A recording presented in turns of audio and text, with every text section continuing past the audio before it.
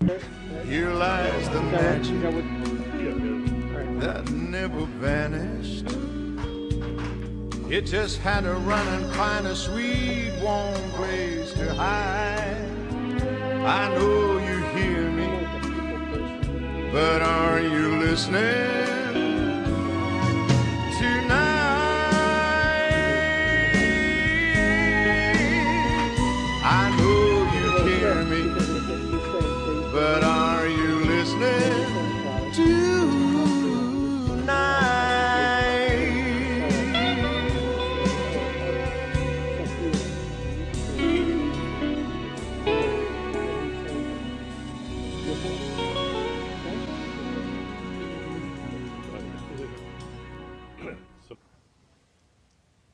Welcome to Suzanne's studio, and I'm Suzanne. As usual, I do have some really interesting, talented, hot guests. Well, wait till you hear the program today. I am so excited to have you meet the following: George Orbeлян, that's right? Thank you. And his darling wife, Marcia, and Dr. Blэсбанд. Let's start with you, Dick. Just for a moment, we're going to talk about Nikolai Levashov. Nikolai is a Russian healer. He's now living in Moscow. I have interviewed him 3 times, and he is, first of all, he's a genius. I just totally think that the audience is just going to really, really enjoy this program. And now that I have these 3 hot guests, you'll really get the dirt. Okay, Dick, how did you become interested in Nikolai? Well, I had just come from doing some research with some people at the Princeton University Engineering Anomalies Research Laboratory. And they were studying stuff like the ability for one person to know what another person was seeing at sometimes 10, 20, even thousands of miles away without any kind of known form of communication. And they also studying the ability of people to influence machines like random number generators and things like that with their mind alone. And they had demonstrated unequivocally that these things were possible by ordinary people. So with that in my mind, working out here in California, a student of mine told me about Nikolai, and at the time I had chronic fatigue syndrome, and no one could really help me with it. So I went to see him, and I knew that within minutes that this man had tremendous powers, because I had been exposed to famous healers prior to this, people who were known worldwide and whom friends of mine had done research upon. But none of them really had the capacity of Nikolai. And by the way, it should be mentioned that Nikolai is also a theoretical physicist of a very high caliber. And he came to know his own abilities through the use of using his mind upon reflecting on what he did and what its impact was on other people, and using the scientific method to find out how he was able to do the extraordinary things that he does. So I began work with Nikolai as one of his clients. And when I heard that he was going to hold a class, I thought, well, that would be an interesting thing to do. Because I had referred many patients of my own, I'm a psychiatrist, to him. These were people who had heart problems and the like. And I noticed that not only were their heart problems rapidly getting better, but that they were moving much more rapidly in therapy. And these were people I'd known for several years at least. So it was easy for me to gauge that movement. And I thought, well, I would really like to be able to do this myself, to offer this to my own patients. So I took a class with Nikolai. I think it was the second class he offered. And at the end of that time, it was 6 weeks, every night during the week, I was able to heal in a rudimentary way, whereas prior to that time, I had no capacity that I knew of to do the kinds of things that I was now capable of doing. Thank you. Marcia. How did I come to know Nicolai? Yeah. Well, he was invited to come to this country by my mother-in-law, my husband George's mother, and it just happened that he ended up staying with us when he first came here. He had no place to stay arranged.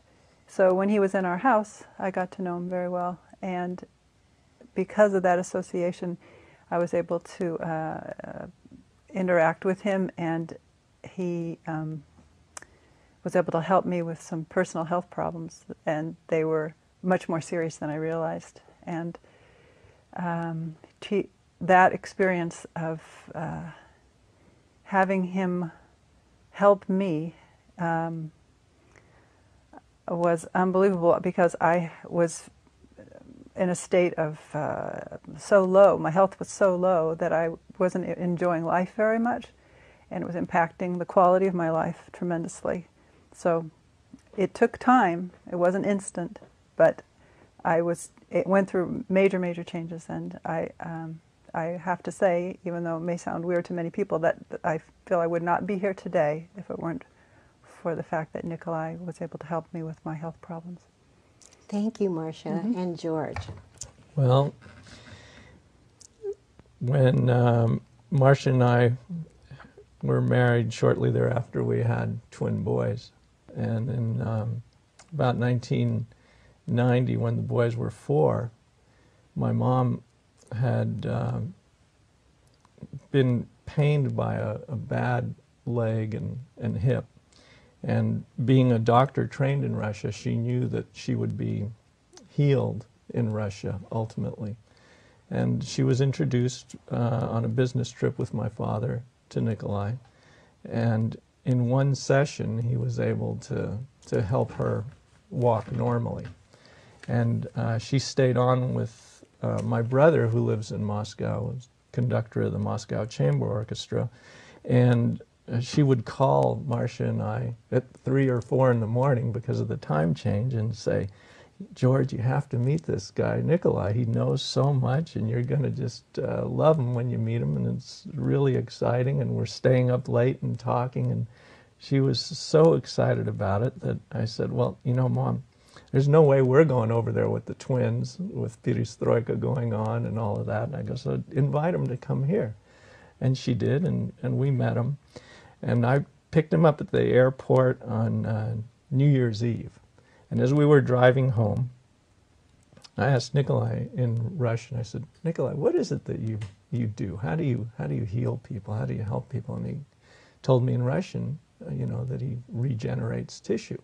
Well, in Russian, the word for regeneration is regeneraция. It's very close to the word in English. And so then I asked him, I go, well, how do you do that? And he goes, well, that's a longer story, and that's how I started working with Nicolai. From that moment on, I was hooked. I wanted to find out how he did it. And how many years were you students of Nicolai's? I'm still a student. You're still a student. Do you call him? Yes. And he can really help you on the phone? Yes, and he's taught us a lot. Actually, Dick and I worked with him on helping edit the English version of his first book, The Final Appeal to Mankind, and we took courses from him, and it's been an extraordinary experience that changed my life. How has it changed your life, George? Oh, in a number of ways. I'm very mechanical in the way I approach things. I used to build racing motorcycles. I wrote a book on surfboard design. And in every one of the disciplines I've approached, I wanted to understand why. How does it work? What's the system involved? And Nicolai was the first person that I came across that really explained everything. And I have to say that in 15 years of asking him thousands of questions, there was never a time when he backpedaled, changed his story. Everything dovetailed, from the beginning of how creation occurred and what life is, and how life is an actual part of ecosystem development on planets, and that there's billions of planets with life on them, and what the spirit is, and the difference between living and non-living matter, and so many questions that he asked me that, you know, ranged on philosophy and physics. One of his favorite quotes that he shared was, you should know geology and philosophy and everything in between. That's pretty difficult to do. But would you say, George, that he really changed your whole persona? Your personality and your body and everything? Yes. Yes. I used to do a lot of surfing. Mm-hmm. I still surf. I've been surfing for 35 years. And when I went surfing, I'd get out of the water. In San Francisco, it's cold water, so you're wearing a wetsuit, and I'd often be just exhausted afterwards. You'd surf for an hour and a half to 3 hours, and you'd have to eat, rest, warm up. Whereas when I went on mountain bike rides, you could ride for 3 hours and you felt energized. And so after I started working with Nicolai and translating for him, sometimes I'd walk into his house after surfing, and even though I'd showered and changed, he'd ask me, "Did you go surfing today?" And I said, "Yeah, I did." The days I went mountain bike riding, when I also showered and changed, he never asked me if I went surfing. So after that happened about 3 or 4 times, I said, "Hey, Nicolai, how come when I go surfing, you ask me if I went surfing, but when I ride my mountain bike, you don't ask me if I went surfing? Mm-hmm. How do you know?" And he goes, "Well, when you're coming up the stairs, you're dragging half the ocean with you." And I go, "What do you mean I'm dragging half the ocean with me? I took a shower, I'm clean, I had no sand on my feet." And he says, all of the extinct life forms that were part of the evolution of life of planet Earth, that developed in the ocean, which is the birthplace of life on this planet, he goes, they don't have physical bodies anymore. So if you go out in the water without a shield, then they attach on to your life force, and that's why you feel tired when you're out there. And when you come back in, because your body's recovering and, you know, kind of rebuilding itself. And so once he told me that, I said, "Well, how do I fix it?" And he goes, "Well, you have to do a shield." I said, "Well, how do I do a shield?" He says, "Well, you visualize light in your solar plexus area. You let that light grow out through your body and push anything negative or anything disease-like out of your system. And when you feel that light going out and permeating every cell in your body, then you put a shield around that. And that can be diamonds, it can be rainbows, whatever you like, but it has a program." And I said, "Nicolai, what is that program?" And he said, "It's very simple. Nothing negative comes in. None of your life force goes out without your permission." So at that point, I knew how to do the shield. I'd go in the water surfing, and I noticed no tiredness afterwards. Wow. But also what happened was I didn't have the emotional highs and I didn't have the emotional lows that were associated with, you know, the thrill of surfing, or the parts that aren't so thrilling when you're getting hammered by surf. Well, that's quite that's a lot of evidence. But most people don't really believe that anybody can do what Nicolai does. How? Well, on one of the shows, I went to see Nicolai. I'm just crazy about him. He is so different. And he knew that I had my arm broken, and he knew right where it was, in my shoulder. I've said this on the show before, but I said, "Oh, Nicolai," he said, "Do you want me to do something?" I said, "Oh, no. I was just there, you know, talking to him about something else." I mean, I didn't want to impose upon him. Well, why not? Okay.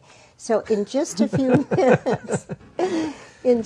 minutes, I could only raise my arm about like that. And I said, "Oh, Nicolai," I said, "I can't, you know, forget it. The doctors tell me that I'd never be able to fluff up the back of my hair or anything." So he worked on it a couple of times, you know, and he said, "How's that?" And I said, "Oh, it hurts." So he did some more. And pretty soon, it went all the way up. And I told those wretched doctors But they said, you know, this is just all in your mind. How can you educate people to someone like Nikolai, who's a master? He's a genius. Well, he's more than a genius, right? But how do you go about that to educate people? Well, I think one of the things that people would have to do, say, is read his books, because the books are created in such a way that they start with very elemental things and they build. And the other thing is that they're programmed, really, by Nikolai, so that the more you read and understand, the more you'll be able to understand later on. And in my mind, that's certainly the best way, because you have his influence actually working on the reader himself. Are these books available readily? No. There are some that you can get in Russia, but the ones that he wrote here were self-published. And I think he's trying to set it up so that you can get them, subscribe to them on the web. But that hasn't been achieved yet. Oh, that would be very good. But you can read some of his stuff in English on his website, which is levashov.info. Oh, I didn't know that. Yeah, LEVASHOV.info. And there you'll find exposition of some of his ideas in different languages. You just click on the British flag and you will get an American or an anglicized version. This is what I'm so intrigued about. When I met Nikolai, I knew he was really different. I mean, really different. And my deceased husband, who was a judge, he said, you know, I don't want to go up there. I don't believe in that. I said, oh, please, please. So after about half an hour talking to Nikolai, my husband said, my God, he said, this guy is kind of believable. I mean, I never thought that George would feel that way. But the thing is, and now I believe in Nikolai, and Grace, much more, has loaned me the book, and I read the book every night. I mean, I haven't gotten past the introduction, but, you know, because I see all those graphs and stuff. I mean, you have to be a physicist, because he is a physicist. Why was he born that way? How was he born that way? Well, George? As far as his spirit is just very evolved. And he was also knowledgeable of that fact and developed himself. He was a very serious student, and he took advantages of the educational system in Russia, which is one of the top in the world. And he really looked under every rock and asked the hard questions. And I remember a story he told when he was in school, and he was asking his biology teacher at the university level now, you know, why cells change. Why do some cells become bone tissue and some cells become neurons and some cells become, you know, the heart muscle? And, you know, the teacher tried to explain it with a simplistic explanation, and Nikolai said, you know, that's what they told us in the 7th grade. Don't you know anything more that you can give me insight with? And then the teacher said, well, don't ask me questions that only God knows the answer to. And to Nikolai, that wasn't a satisfactory answer, and he's a scientist in the truest sense of the word. He just continues to search until he has an answer that makes sense, not only as an individual point, but also about everything else fitting together with it in a system that can explain life. So it is scientific. There is evidence. And I use the word evidence. That's very important. In what way? How would you Well, it's important to explain understand that this is not just something which, that his science, the discoveries that he's made, some of which dovetail with what we already knew, but many which are, you know, really original, startling innovations, that this came not just spouted out of his head, some guy sitting down and, you know, making all of this up, but it was the result of years of work and of study, and as George mentioned, asking the hard questions and attempting to find the answers. And in that, he uses his remarkable clairvoyant abilities to see into matter and into life in a way that most people can't, but also used scientific logic and scientific method in order to come to his conclusions. It's a vast, deep body of knowledge. Do you think he's from another planet? I think that that the spirits which make him up, which are part of him, probably have come from other planets. Mm-hmm. George, you may know more information about that than I do. Well, I just think the world would be a better place if there were more spirits like his on this planet. Yeah. Could that happen? I think it's happening. Do you? Yes. But who's learning this, George? Nikolai's sharing his knowledge all the time with people on a telepathic level and children, and it's his plan and mission to do that. That's why the title of his book is The Final Appeal to Mankind. What is he doing now in Moscow? He's just moved back there and getting reacquainted with old friends and family, and getting back to work, building a new base there. Grace says he goes into the hospitals and helps some of the patients, or whatever patients I'm sure that he has contact with. I haven't spoken to him about that in particular, so I wouldn't be able to comment. Yeah, Grace calls him. Do you call him Dick? 3 times a week. Really? Mm-hmm. What do you ask him? Could you tell us something Yeah, personal? Can you fix this? Well, you see, once I was healed with the chronic fatigue, from the chronic fatigue, I wanted to continue working with him and have my spirit evolved, because he can do that, to the point where I become a more effective healer. So I've continued to work with him, as I said, 3 times a week, in order for him to help me do that. Mm-hmm. Marcia, how do you use all the knowledge you have now? Since I don't practice healing, although I've attended his classes, I try to use his knowledge to help me improve the quality of who I am, and which affects the quality of my life and people around me. Mm-hmm.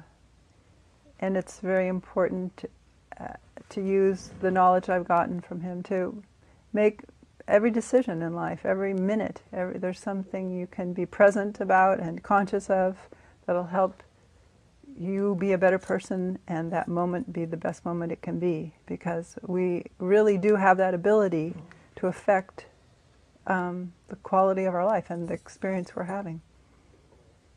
And you're a dancer and an educator? Well, I used to dance. But you still look like you dance. Well, I don't know. I love to move still. And now I'm working with children. So it does spill over, doesn't it? Yes. It really does. It's just hard for people to believe that, and I'm sure there are a lot of other healers that we don't know about, right? But it's so hard. They think it's just a bunch of nonsense, magical stuff that, self-hypnosis, that you can do it yourself. But you can't. I mean, without the aid of someone who really is a healer. Don't you agree? Well, the important thing is to know is that you can only understand what you've been evolved to understand. When you were a child, I mean, there were many, many things that adults around you understood that you could not understand. And you evolve, you change, and as you become an adult, you can now understand those things. Well, there are many different levels of evolution that a person can go through while they're here, incarnate on this planet. And as you evolve yourself by one way or another, with Nikolai it's very rapid, you can understand more, and you can understand more of his stuff. There were things that he taught us as a class that it took me 10 years to understand. All of a sudden, one day, I was reading some of his material. He says, oh, that's what he meant by that. Mm-hmm. And the reason I couldn't understand it before was that I simply didn't have, the apparatus to do that. Mm-hmm. And I'm sure that there are many, many other things, that he's written about that I don't understand now, that I may never understand, before I die. Yeah, because we're all born with a certain amount of brain power, really. Like, why are some people musicians and some people are, great intellectuals? Why is that? That people are so different with our brains? It's because the spirits are different. That's an important point. The spirit. Yes, that we all have a spirit. Okay, I have a really hard question. How would you define spirit? Well, as part of our organism as a whole, in addition to the physical body, we have what are called, classically even, etheric and astral bodies and sometimes mental bodies. And these all work in concert with each other and with the physical body in order to sustain us in life. And when we die, it's simply because there's been a detachment of the spiritual body, so to speak, from the physical body. And the spirit is all of those other bodies which are not the physical body. It's with us during our lives, and when we die, it continues to survive. That's the spirit. It's a real thing. Well, what can I say? Last time I was with you all, I could hardly get home. It's so fascinating, and it's heavy duty, but it's just awesome.